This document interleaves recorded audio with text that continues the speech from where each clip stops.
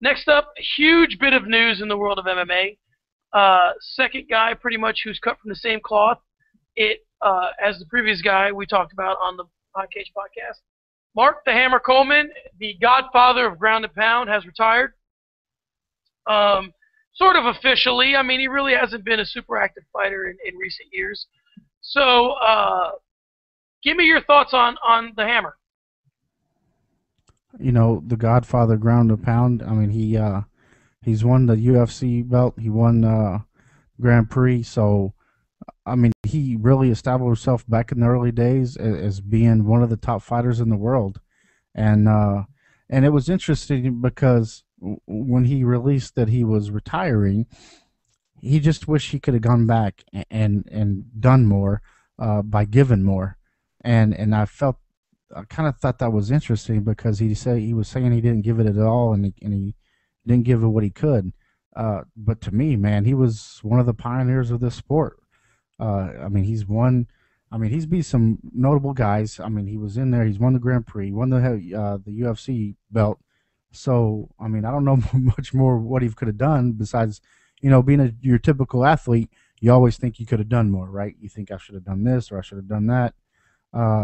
But my hats off to him because I remember we were watching him back in the '90s. You and I fucking up at Shaw Air Force Base, represent baby, and we were watching that shit, and he was a fucking animal. I mean, it was great. I mean, the Severin fight and the Coleman. I mean, those two guys were fucking warriors, and when they stepped in the ring, that's exactly what they were. And my hats off to them. I wish him well. I hope the surgery goes well. And rightfully so. He's a champion in my heart. Well, my thoughts on Coleman are pretty much, in my early days of knowing about UFC, a buddy of mine who I'll give a shout out to right here, Mike Hosang, introduced me to it, and basically the way it worked was every so often before I started really heavily watching it, Mike would tell me, man, you got to see this guy who's crazy. He's little guy, Brazilian, choking guys out. The next time it was, man, you got to see Don Fry, man. Don Fry's the next big thing. Ken Shamrock, Oleg Taktarov. He always had a guy, And then when I started watching it, was right after he told me about Don Fry, and I was like, man, Don Fry, he came up like Tom Selleck. He was in there just taking dudes out. He had good stand-up, solid wrestling. And then Coleman came in UFC 10, the tournament, and just took him apart. Like, he annihilated Don Fry. And the thing I'll never forget about Coleman was Coleman would take your back, in a sense, standing, and just come from underneath and just bring those uppercuts.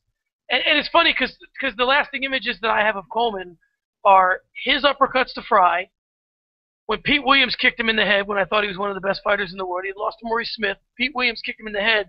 It just made him just crumble. And then when he fought Chanchin, and the other one was when he got uppercutted by Shogun in UFC and just decimated.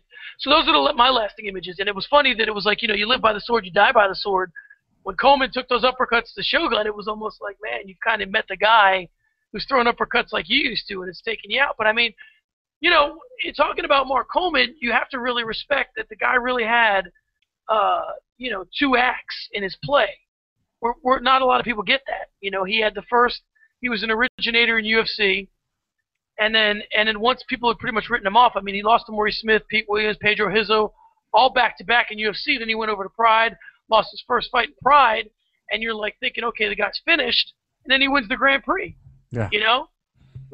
Least likely guy you thought was going to win the Grand Prix. I mean, he was kind of the Rocky Balboa of the Grand Prix. If you remember, he won it, and he kind of was in the ring, and he was beaten up a little bit. Tough fight with Chanchin, held up the trophy, and it was a big moment for him in his career. And the other side of Mark Coleman is a guy that would fight anybody. I mean, he's been in there with Emelianenko a couple of times. He's been in there with Nogueira. He's fought Fry a couple of times. He's fought Crow Cop, fought Shogun, fought Bonner, fought Couture. He was on UFC the 100 card. I mean, he's a guy, man, that you can't tell the story of mixed martial arts without Mark Coleman. And there's a lot of guys. Yeah. I mean, you can't tell the story of mixed martial arts without Matt Hughes, but you really can't tell it without Mark Coleman because he was there at the beginning, the middle, and in a sense at the end. I mean, when you were at UFC 10 and you were at UFC 100 and you were at the Pride Grand Prix, those are three of the biggest events in the history of the UFC. And you played a major role in all three of them. I mean, I don't know the extent to which he played a role in UFC 100, but he won. Right.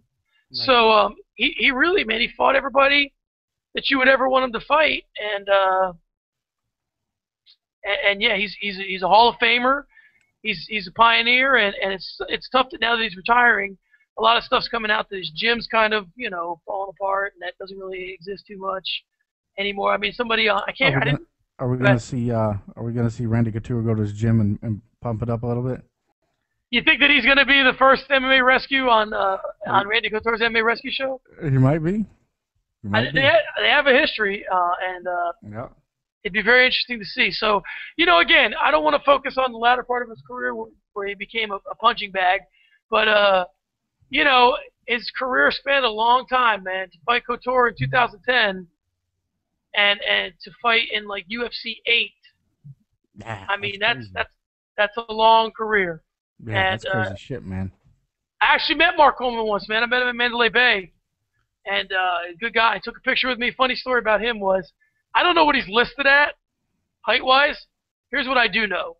We took the picture. You know how when you're in Mandalay Bay, it slopes when you're going into the and to go see the fights, you have to kind of walk up a little ramp there.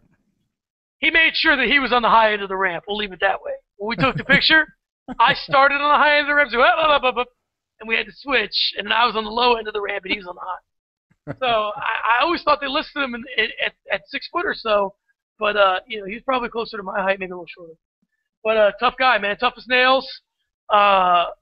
Just one of those guys where you just knew that someday he was going to have problems physically just because of the way he fought, but he was a fucking warrior, and he always showed up. I don't remember too many times where he kind of called out of fights, and I think he was supposed to fight Couture when they were both more so in their prime, and that never happened. They kind of took care of business at the end of their careers. But right, yep. Again, man, hats off to the Hammer. Hell of a career, and thanks for the memories. Yep, absolutely.